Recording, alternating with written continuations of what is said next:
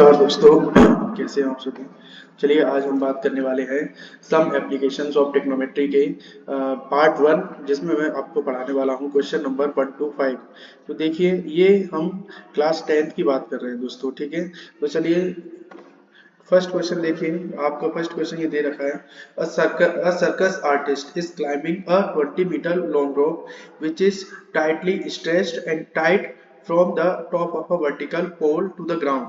Find the height of the pole if the angle made by the rope with the ground level is 30। देखिए इसका figure जो है यहाँ पर question में दे रखा हुआ है ABC। तो इसमें देखिए गाइस, ये जो आपका दे रखा है ये है इसका परपेंडिकुलर और ये है इसका बेस, और ये क्या हो जाएगा हाइपोटेन्यूज। मतलब हाइपोटेन्यूज हमें 20 मीटर दे रखी है और जो थीटा है, थीटा की वैल्यू हमें दे रखी है 30 डिग्री। और जिसमें हमसे वो क्या पूछ रहा है, वो पूछ रहा है the angle made by the rope with the ground. तो find the height of the pole. तो इसमें गाइस वो हमसे हाइट ऑफ द पोल पूछ रहा है। तो इसमें क्या दे रखा है, देखिए मैं आपको बताता हूँ। ए बी यहाँ पर क्या है, हाइट ऑफ द पोल। देखिए GHT height of the pole. A B क्या है दोस्तों, हाइट ऑफ द पोल। यहाँ पर हाइपोटेनियस, हाइपोटेनियस मतलब AC क्वेश्चन में दे रखा है। क्वेश्चन में कितना दे रखा है 20 मीटर, ठीक है। और हाइपोटेनियस दे रखा है और ए बी हमसे पूछा है। तो देखिए गाइस, एक ही ट्राइंगल है इसमें, ट्राइंगल ABC। तो इस ट्राइंगल में मैं सबसे पहले साइन थीटा इक्वल टू क्या ले लूंगा, परपेंडिकुलर अपॉन हाइपोटेनियस। परपेंडिकुलर कितना है इसमें, परपेंडिकुलर है AB और हाइपोटेनियस है इसमें AC। मैं जानता हूं दोस्तों कि साइन थीटा इक्वल टू क्या होता है, साइन थीटा इक्वल टू होता है परपेंडिकुलर अपॉन हाइपोटेनियस। यहाँ पर परपेंडिकुलर AB दे रखा है और हाइपोटेनियस दे रखा है AC। चलिए थीटा की वैल्यू मैं यहाँ पर वैल्यू पुट करता हूँ। साइन 30 डिग्री थीटा की वैल्यू है और ए बी हमें नहीं दे रखा है, फाइंड आउट करना है। तो मैंने ए बी लिखा और ए सी हमें दे रखा है, ए सी दे रखा है 20 मीटर। चलिए साइन 30 डिग्री की वैल्यू कितनी होती है, साइन 30 डिग्री की वैल्यू होती है 1/2 एंड ए बी अपॉन 20, ठीक है। 1 का मैं क्रॉस मल्टीप्लाई करूंगा यहाँ से, 1 into 20/2 equal to A B. 1 का 20 से मल्टीप्लाई, चलिए मैं कैंसिल आउट कर देता हूँ। 2 से 2 बन जा 2 और 2 से ये कैंसिल, 20 कैंसिल करेंगे तो कितना आएगा, 10 आएगा।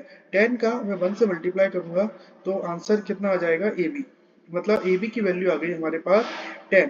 देखिए यहाँ पर जो यूनिट दे रखी थी वो मीटर में दे रखी थी, इसका मतलब है ये भी कितना हो जाएगा 10 मीटर। क्या हो जाएगा दोस्तों, 10 मीटर। मतलब हाइट ऑफ द पोल कितना आ गया यहाँ पर, 10 मीटर। चलिए मैं लिख देता हूँ यहाँ पर, so the height of the pole, height of the pole। देखिए गाइस यहाँ पर हाइट ऑफ द पोल कितनी हो जाएगा, हमने अभी निकाला 10 मीटर। ये क्वेश्चन का हमारे आंसर हो गया। आई होप गाइस आप सभी को ये समझ में आया होगा। चलिए बढ़ते हैं नेक्स्ट क्वेश्चन पर। देखिए a tree breaks due to storm and the broken part bends so that the top of the tree touches the ground, making an angle 30 with it. The distance between the foot of the tree to the point where the top touches the ground is 8 meter. Find the height of the tree। देखिए मैं आपको यहाँ पर बताने वाला हूँ, एक tree था, मान लीजिए एक पेड़ बना हुआ है। ये जो है गाइस एक पेड़ हो गया, मैं इसको ए बी नाम दे देता हूँ, ठीक है। मैंने इसको क्या बोला, let A B be a tree, माना ए बी क्या है, एक पेड़ है। अब मान लीजिए यहाँ से जो है ये ब्रेक हो गया और ये जो ऊपर का ये पॉइंट सी से ब्रेक हो गया। देखिए आंधियां वगैरह आपने देखा होगा गाइस, जब आप सड़कों पे जाते हैं तो सड़कों पे बरसात के मौसम में जो है पेड़ टूटे हुए मिलते हैं। तो हमने माना कि ये जो पेड़ ए बी था सी पॉइंट से ब्रेक हो गया, ब्रेक होके ये गाइस किस तरीके से बेंड हो गया, इस तरीके से बेंड। और ये जो है पॉइंट यहाँ पर धरती पर कोई पॉइंट डी है, इससे ये टच हो रहा है। तो पहली बात तो मैं आपको बताना चाहता हूँ कि जो भी AC की हाइट होगी वही किसकी DC की भी हाइट होगी। इसका मतलब मैंने क्या कहा आपसे, AC जितना भी होगा उतना ही क्या होगा गाइस, DC। ठीक है, ये समझ में आया। दूसरा क्या था, इसमें बोल रहा है वो कि touches the ground making an angle 30 degree, और यहाँ पर वो कितने डिग्री का एंगल बना रहा है, यहाँ पर बना रहा है गाइस 30 डिग्री का एंगल बना रहा है। The distance between the foot of the tree to the point where the top touches, देखिए इस पॉइंट बी से इस पॉइंट डी के बीच की जो डिस्टेंस दे रखी है गाइस, वो दे रखी है 8 मीटर। ठीक है, और हमसे hypotenuse find the height of the tree, हमसे हाइट पूछ रहा है, और हमें क्या दे रखा है, देखिए और कुछ दे रखा है क्या इसका, और कुछ गाइस नहीं दे रखा है। ठीक है, चलिए तो हम मान लेते हैं, तो लेट, देखिए यहाँ से स्टार्ट करता हूँ मैं, लेट ए, यहाँ से लेट ए बी अ ट्री, ठीक है, विच एंड ठीक है, लेट बी अ ट्री, और क्या मान सकता हूँ मैं, जो बस जितना ही मानते हैं, एंड चलिए ठीक है, इतना ही मानते हैं। Let A be a tree, मैंने इसको ये माना। अब देखिए फ्रॉम द फिगर लिखता हूं मैं, और from the figure, from the figure में क्या है, ट्राइंगल हमें दे रखा है, क्या है ट्राइंगल, ट्राइंगल है बच्चों, triangle C B and D. मैं आपको ट्राइंगल सी बी डी में बताने वाला हूँ। तो ट्राइंगल सी बी डी में क्या हो जाएगा, देखिए मुझे हाइपोटेनियस फाइंड करना है, और मुझे क्या है यहाँ पर आप देखेंगे, मुझे बेस दे रखा है, बेस दे रखा है, तो बेस अपॉन हाइपोटेनियस, फॉर्मूला लगेगा बेस अपॉन हाइपोटेनियस, तो cos थीटा इक्वल टू क्या होता है, डीबी। डीबी यहाँ पर क्या है, बेस, और हाइपोटेनियस, हाइपोटेनियस क्या है, डीसी। तो base upon hypotenuse cos theta का वैल्यू होता है, तो cos थीटा इक्वल टू कितना हो गया, dB upon DC. cos theta में यहाँ पर थीटा की वैल्यू दे रखी है 30 डिग्री, सॉरी 30 डिग्री एंड, एक मिनट, 30 डिग्री दे रखा है, और डीबी की वैल्यू यहाँ पर 8, एंड डीसी, डीसी हमारे पास है नहीं, तो डीसी हमें जो है फाइंड करना है। तो चलिए cos 30 की वैल्यू कितनी होती है, cos 30 की वैल्यू होती है √3/2 एंड 8 अपॉन डीसी। चलिए इसको सॉल्व करते हैं। यहाँ से अगर मैं आपको ये क्रॉस मल्टीप्लीकेशन कर देते हैं गाइस, यहाँ से √3 का मैंने डीसी से मल्टीप्लीकेशन किया, और 2 का मैं 8 से मल्टीप्लीकेशन करूंगा, तो देखिए √3 डीसी के मल्टीप्लाई में है, तो इक्वल के इस साइड आके किस में हो जाएगा, इक्वल के इस साइड आके, ये देखिए 8 इंटू 2 इंटू 8 करेंगे तो 16 हो जाएगा, और √3 डिवाइड में आ जाएगा। चलिए मैं इसको, ये √3, तो यहाँ से मैंने क्या किया गाइस, डीसी की वैल्यू फाइंड आउट की। ठीक है, डीसी की वैल्यू हमने, मतलब मुझे डीसी मिल गया, इसका मतलब क्या है, मुझे एसी मिल गया। ठीक है, अब बात करते हैं, मैं यहाँ से आपको बताता हूँ, एक मिनट। तो अब इसी में, इसी ट्राइंगल में मैं एक और फॉर्मूला अप्लाई करूंगा, इन triangle C B and D में। तो देखिए मुझे अब यहाँ पर जो है परपेंडिकुलर भी फाइंड आउट करना है, तो परपेंडिकुलर अपॉन हाइपोटेनियस, देखिए अगर परपेंडिकुलर अपॉन हाइपोटेनियस अगर निकालूं, या परपेंडिकुलर अपॉन बेस, चलिए परपेंडिकुलर अपॉन बेस निकालते हैं। टेन थीटा रखा मैंने, टेन थीटा इक्वल टू क्या होता है, परपेंडिकुलर और अपॉन बेस। तो देखिए यहाँ पर परपेंडिकुलर कितना दे रखा है, परपेंडिकुलर दे रखा है सी, और बेस कितना दे रखा है, बेस दे रखा है D. Tan theta, tan theta की वैल्यू है इसमें 30 डिग्री, और सीबी कितना है, सीबी जो है हमें फाइंड आउट करना है, और डीबी की वैल्यू कितनी है, डीबी है हमारा 8 मीटर। टेन 30 कितना होता है गाइस, टेन 30 होता है 1/√3 इक्वल टू सीबी, सीबी हमें फाइंड आउट करना है, और 8 जो है हमारे पास यहाँ पर वो सॉरी 8 जो दे रखा है उसको एज इट इज हमने नोट कर लिया। चलिए 1 का हम यहाँ से क्रॉस मल्टीप्लाई करते हैं, तो 1 का 8 से मल्टीप्लाई किया, और अपॉन में जो है √3 ही एज इट इज रहने दिया, तो यहाँ से हमारे पास सीबी की वैल्यू आ जाएगी। ठीक है, सीबी की वैल्यू कितनी आ जाएगी, 8/√3, और इक्वल टू कितना हो गया, सीबी। देखिए गाइस यहाँ से आप देखोगे मेरे पास सीबी भी है, और मेरे पास जो है डीसी, डीसी का मतलब क्या है, देखिए डीसी अगर निकल के आ गया है, तो मैंने आपको पहले ही बताया था, देखिए डीसी इक्वल टू क्या है, डीसी इक्वल टू एसी है, मतलब अगर मेरे पास डीसी की वैल्यू है, इसका मतलब है कि मेरे पास जो है एसी की भी वैल्यू है। ठीक है, तो एसी कितना आ गया, देखिए गाइस हमने अभी फाइंड आउट किया, एसी की वैल्यू आ गई 16/√3, और यहाँ से सीबी की वैल्यू कितनी आ गई, सीबी, सीबी मतलब ये, सीबी मतलब ये, तो ये कितनी आ गया 8/√3। तो अगर हम गाइस अगर इन सभी को ऐड कर लें, तो हमारे पास जो है मैं कह सकता हूँ कि हमारे पास इसकी वैल्यू आ जाएगी। चलिए मैं यहाँ पर ऐड कर देता हूँ। देखिए तो ये क्या हो जाएगा, ए बी। तो देखिए ए बी इक्वल टू कितना हो जाएगा, A B equal to A C plus C B, A C plus C B. तो ए सी हमारे पास कितना है, ए सी है हमारे पास 16/√3 और plus C B. C B देखिए गाइस कितना है, सी बी हो जाएगा हमारे पास 8/√3। देखिए डिनोमिनेटर सेम है तो इसका एलसीएम कितना आएगा, एलसीएम गाइस √3 ही आएगा। और ऊपर जो 16 और यहाँ पर कितना आ गया 8। देखिए तो 8 जो दे रखा है तो 16 प्लस 8 कितना हो जाएगा, 16 प्लस 8 हो जाएगा 24/√3। देखिए गाइस यहाँ पर जो √3 डिनोमिनेटर में √3 आ रहा है तो हमें क्या करना पड़ेगा, इसका रैशनलाइजेशन करना पड़ेगा। रैशनलाइजेशन करने के लिए हम √3 का न्यूमरेटर में और √3 का ही डिनोमिनेटर में मल्टीप्लाई कर देंगे। 24 का √3 से मल्टीप्लाई किया तो कितना आएगा 24/√3 और √3 का √3 से मल्टीप्लाई करते हैं तो कितना आता है 3। इस 3 से 28 को कैंसिल किया, 24 को सॉरी, तो कितना आएगा 8। तो गाइस यहाँ से हमारा आंसर कितना आएगा 8√3। ये हमारा गाइस आंसर हो गया। हमारा गाइस आंसर कितना है 8√3। ये हमारे पास मतलब जो हमें हाइट ऑफ द ट्री निकालना था वो हमारा 8√3 आया है। तो यहाँ पर आई होप गाइस आपको ये समझ में आया होगा।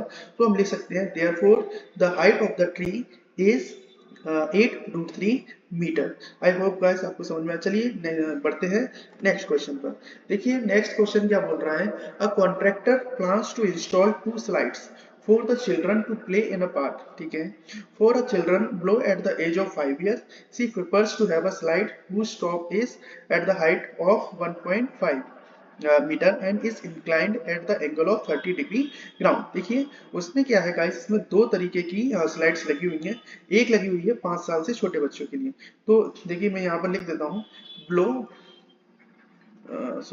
below the age of 5, below the age of 5 year, below the age of 5 year।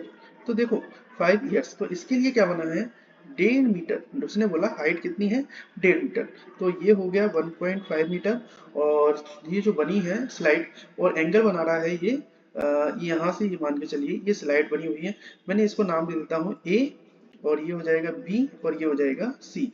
तो हाइट जो स्लाइड है उसकी हाइट कितनी है 1.5 मीटर और ये जो एंगल ड्रॉ कर रहा है ये कर रहा है 30 डिग्री का गाइस। ठीक है, दूसरी अब आगे बढ़ते हैं, क्वेश्चन पढ़ते हैं।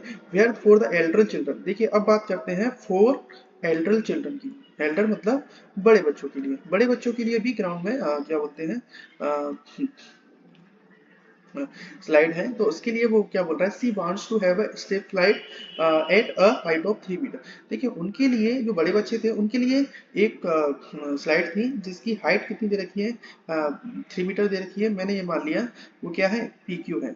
अब इससे जो है ग्राउंड से ये जो स्लाइड बनी हुई है इसकी यहाँ पर ये जो एंगल बन रहा है ये एंगल उन्होंने 60 डिग्री दे रखा है। कितना दे रखा है 60 डिग्री दे रखा है। ठीक है, तो ठीक है, what should be the length of the slide of each case. तो हमें क्या पूछना है ईच केस में जो है स्लाइड की लेंथ फाइंड करनी है। मतलब कहने का मतलब हमें एसी की और क्या बोलते हैं सॉरी एसी की वैल्यू भी फाइंड करनी है और हमें जो है यहाँ पर इसको मैं पी क्यू और ये आर मान लेता हूँ। तो और हमें पी क्यू पी आर की वैल्यू भी यहाँ पर फाइंड करनी है। चलिए तो हमें दो वैल्यूज फाइंड करनी है, एक तो एसी की और दूसरा गाइस पी आर की। तो चलिए दो एंगल बन रहे हैं तो मैंने बता दिया यहाँ पर मैंने दो एंगल ड्रॉ कर दिए हैं। तो फ्रॉम द फिगर को 4 ऐसे लिखते हैं ब्लो ये below the age of 5 years. ठीक है, इसके लिए देखिए फ्रॉम द फिगर लिखते हैं from the figure from the figure in triangle, जहाँ पर एक ट्राइंगल बन रहा है ट्राइंगल ए बी एंड सी। देखिए ट्राइंगल एबीसी में क्या बोल रहा है वो, ट्राइंगल एबीसी में हमें हाइपोटेनियस फाइंड करना है और हमारे पास परपेंडिकुलर दे रखा है। तो गाइस हमें ऐसा फॉर्मूला लगाना है जिसमें परपेंडिकुलर और हाइपोटेनियस दोनों ही दे रखे हों। तो देखिए guys sine theta equal to कितना होता है, perpendicular upon hypotenuse, sorry perpendicular, sorry एक minute, perpendicular upon hypotenuse. Perpendicular इस यहाँ पर देखिए परपेंडिकुलर कितना दे रखा है, परपेंडिकुलर दे रखा है AB और हाइपोटेनियस दे रखा है यहाँ पर AC। तो देखिए अब बात करते हैं साइन, इसमें थीटा की वैल्यू दे रखी है 30 डिग्री और यहाँ पर परपेंडिकुलर 1.5 मीटर दे रखा है और हाइपोटेनियस मतलब AC हमें फाइंड आउट करना है। तो AC मैंने एज इट इज लिखा। देखिए साइन 30 की वैल्यू क्या होती है, साइन 30 की वैल्यू होती है 1/2 इक्वल टू कितना हो जाएगा 1.5 अपॉन AC। AC का मैं क्रॉस मल्टीप्लाई 1 से मल्टीप्लाई करूंगा तो 1 इंटू AC इक्वल टू कितना हो जाएगा 2 मल्टीप्लाई 1.5। देखिए यहाँ से अगर मैं इसको मल्टीप्लाई करता हूँ, किसका मल्टीप्लाई कर 1 का AC से मल्टीप्लाई किया तो AC आया मेरे पास और 2 का मैंने 1.5 से मल्टीप्लाई करूंगा तो मेरे पास कितना आएगा गाइस 3 आएगा। ये करके देख लेना, 2 का 1.5 से मल्टीप्लाई करते हैं तो 3 ही आएगा। तो यहाँ से मीटर में क्वेश्चन दे रखा है तो ये कितना हो जाएगा AC हो जाएगा हमारे पास, AC की वैल्यू आ गई यहाँ से 3 मीटर। आई होप गाइस आपको समझ में आ रहा होगा। चलिए गाइस अब बढ़ते हैं, ये मैंने किसका निकाला, ये मैंने निकाला for below the age of 5 year. अब बात करते हैं फॉर एल्डर। देखिए एल्डर की अगर बात की जाए, देखिए मैं इसको जरा देखिए यहाँ पर मैं एल्डर के लिए निकालता हूँ फॉर एल्डर चिल्ड्रन। अब बात करते हैं एल्डर चिल्ड्रन के लिए। तो इस ट्राइंगल में देखिए एल्डर चिल्ड्रन के लिए जो ट्राइंगल बन रहा है वो बन रहा है पी क्यू एंड आर। इसमें भी हमें हाइपोटेनियस ही फाइंड करना है और हमारे पास यहाँ पर परपेंडिकुलर दे रखा है। तो सेम फॉर्मूला साइन थीटा का लगेगा क्योंकि साइन थीटा इक्वल टू क्या होता है परपेंडिकुलर अपॉन हाइपोटेनियस। ठीक है, परपेंडिकुलर यहाँ पर क्या दे रखा है, परपेंडिकुलर दे रखा है पी क्यू एंड हाइपोटेनियस दे रखा है पी आर। चलिए साइन थीटा, थीटा की वैल्यू रखते हैं, साइन थीटा की वैल्यू इसमें 60 डिग्री दे रखा है और PQ है यहाँ पर 3 मीटर और PR हमें जो है यहाँ पर फाइंड आउट करना है। साइन थीटा की वैल्यू, साइन 60 डिग्री की वैल्यू कितनी होती है, √3/2 इक्वल टू कितना हो जाएगा 3 अपॉन PR। क्रॉस मल्टीप्लीकेशन करेंगे तो √3PR, ठीक है, इक्वल टू कितना हो जाएगा 2 इंटू 3। ठीक है, यहाँ से मैं PR मुझे फाइंड करना है तो PR इक्वल टू 2 इंटू 3 करूंगा तो 6 हो जाएगा और ये √3 PR के मल्टीप्लीकेशन में इक्वल के साइड आगे किसमें हो जाएगा डिवाइड में। ठीक है, अब यहाँ पर आप देखिए कि मुझे PR की वैल्यू तो फाइंड हो गई लेकिन ये डिनोमिनेटर में रूट में वैल्यू है और जब भी रूट में वैल्यू दे रखी होती है तो मुझे क्या करना पड़ता है, यहाँ पर रैशनलाइजेशन करना पड़ता है।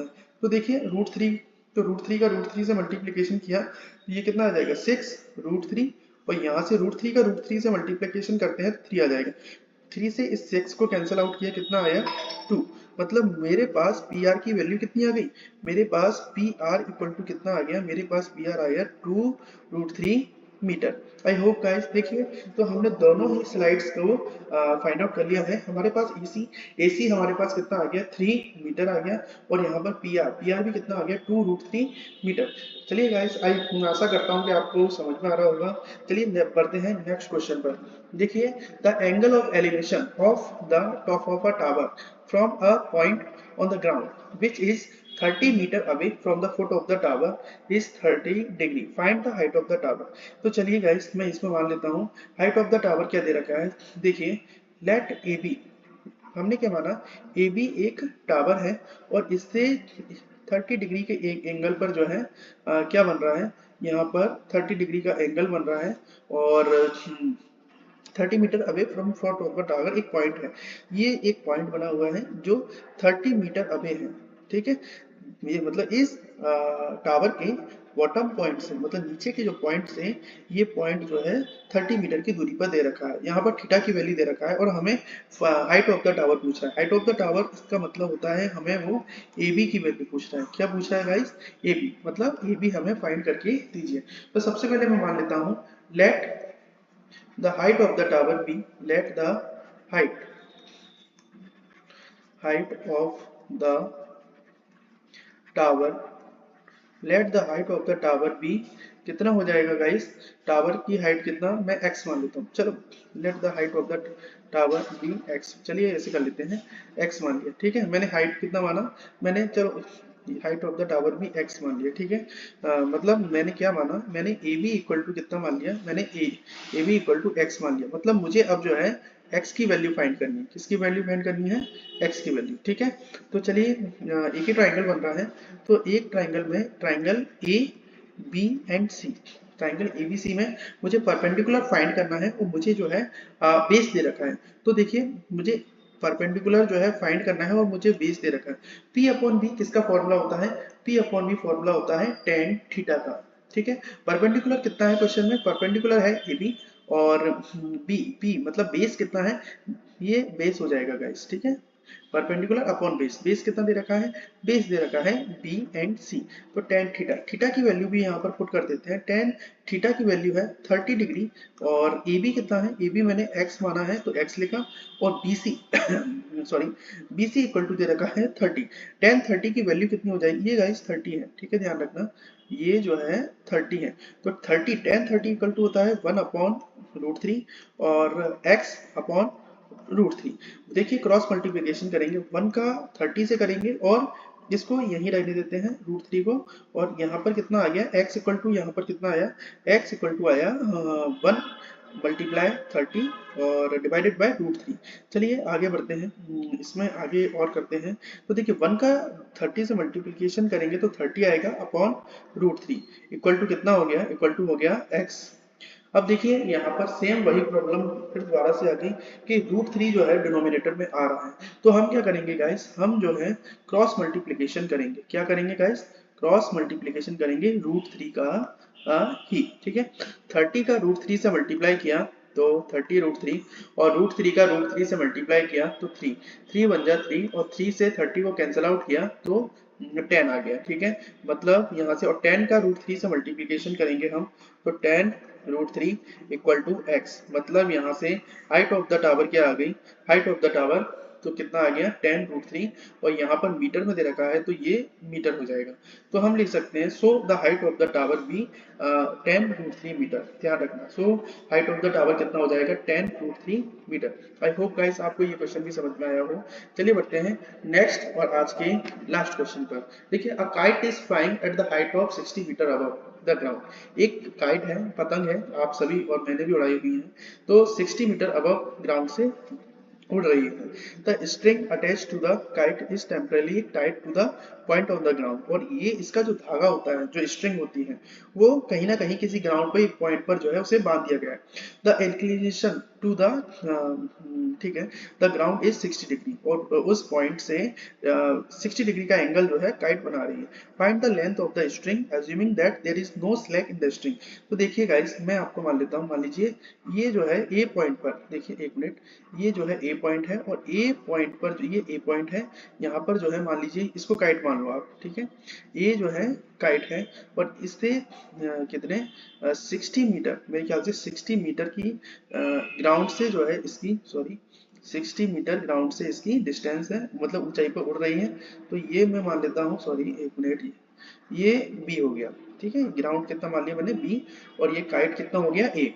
इस पॉइंट से और एक पॉइंट यहाँ पर सी है, सी पॉइंट से ये धागे के द्वारा, स्ट्रिंग के द्वारा हमने बांध दिया गया है।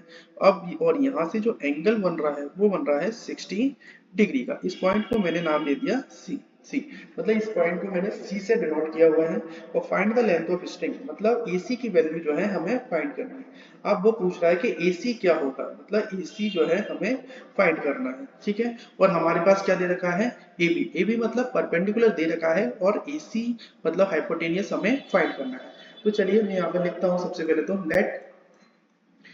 Late A B a kite. मैंने माना कि ए जो है एक काइट है, ठीक है, which is flying at the height of at the height of 60 meter above the ground, above the ground ठीक है। मैंने मान लिया कि ए एक पतंग है जो ग्राउंड से 60 मीटर ऊंचाई पर उड़ रही है, और थीटा की वैल्यू यहाँ पर थीटा इक्वल टू कितना दे रखा है, थीटा दे रखा है 60 मीटर। कितना दे रखा है, 60 metre. Find the length of string. तो चलिए मैं सीधा ट्राइंगल लेता हूँ। ट्राइंगल क्या हो जाएगा, A B and C. Triangle A B C में हमें परपेंडिकुलर दे रखा हुआ है और हमें हाइपोटेनियस पूछ रहा है। तो देखिए परपेंडिकुलर अपॉन हाइपोटेनियस का जो फॉर्मूला होता है वो sine theta. Sine theta equal to होता है परपेंडिकुलर अपॉन हाइपोटेनियस। परपेंडिकुलर इस क्वेश्चन में है ए बी और हाइपोटेनियस क्या दे रखा है, ए सी दे नहीं रखा है, निकालना है। तो sign theta, sine theta, theta की वैल्यू 60 डिग्री दे रखी है, और ए बी कितना है, ए बी यहाँ पर 60 मीटर दे रखा है, और ए सी हमें फाइंड आउट करना है। ठीक है। साइन 60 की वैल्यू क्या होती है, साइन 60 की वैल्यू होती है √3/2, और 60 इसको मैंने एज इट इज नोट कर रहा हूँ, और ए सी क्रॉस मल्टीप्लीकेशन करेंगे इसका, तो ये हो जाएगा √3 AC, और ये हो जाएगा 60 × 2। चलिए गाइस, आपको यहाँ तक समझ में आया होगा। अब बात करते हैं, एक मिनट मैं, हाँ, तो यहाँ से देखिए मुझे केवल AC की वैल्यू फाइंड करनी है। तो AC इक्वल टू कितना हो जाएगा, देखिए यहाँ पर अगर मैं 60 का 2 से मल्टीप्लीकेशन करूंगा, तो 60 का 2 से करूंगा तो कितना आएगा 120, और अपॉन ये √3 यहाँ पर मल्टीप्लाई में है, तो इक्वल के साइड आके किसमें हो जाएगा, डिवाइड में। ठीक है। अब आप देखिए यहाँ पर भी डिनोमिनेटर रूट में आया हुआ है, जो कि नहीं आना चाहिए। इसके लिए हम क्या करेंगे, √3 से इसका रैशनलाइजेशन कर देंगे। ठीक है। 120 का √3 से मल्टीप्लाई करेंगे तो 120 √3 आया, और √3 का √3 से मल्टीप्लीकेशन करेंगे तो 3 आएगा। 3 समझा 3, और 3 से 120 कैंसिल आउट किया तो कितना आएगा 40। तो ठीक है, यहाँ से AC की वैल्यू कितनी आ गई, AC इक्वल टू आ गया 40, और यहाँ से √3 मीटर। ठीक है। तो हाइपोटेनियस कितना आ गया, मतलब जो स्ट्रिंग की लंबाई थी, जो धागे की लंबाई थी, वो कितना आ गया AC, मतलब 40 √3 मीटर। तो हम यहाँ लिख देंगे therefore the length of the string, the length of the therefore the length of the string कितना निकल के आया गाइस हमारे पास, 40 √3 मीटर। ये हमारा आंसर होगा। ठीक है। आई होप गाइस आपको आज की क्लास पसंद आई होगी। आज हमने किए some applications of trigonometry, class 10 के 1 टू क्वेश्चन नंबर 1 से लेकर क्वेश्चन नंबर 5 तक। चलिए गाइस, थैंक यू।